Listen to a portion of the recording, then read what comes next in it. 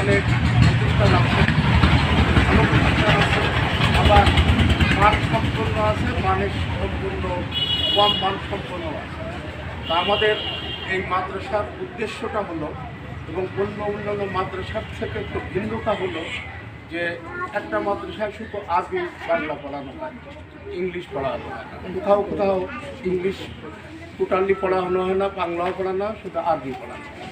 বাংলাদেশে এবং পৃথিবীতে এই যুগের চ্যালেঞ্জ মোকাবেলা করতে হলে আমাদের প্রয়োজন হচ্ছে মাতৃভাষা বাংলা, ইন্টারন্যাশনাল যেটা ল্যাঙ্গুয়েজ ইংলিশ, এবং আমাদের ধর্মীয় যেটা আমরা মেনে চলি, আমাদের সেই ধর্মীয় আরবি শিক্ষা। এখানে 3টে ভাষায় পড়ালেখা করানো হবে, এবং এখানে আমরা এই ভাষা আয়ত্ত করার জন্য প্রথমে তাদেরকে সাধারণ জ্ঞানের মাধ্যমে শুরু করব। দ্বিতীয়ত হলো যে তারা ইংরেজি, বাংলা এবং আরবি 3টে ভাষায় কথা বলতে পারে। তারা এই 3টে ভাষার চর্চা করতে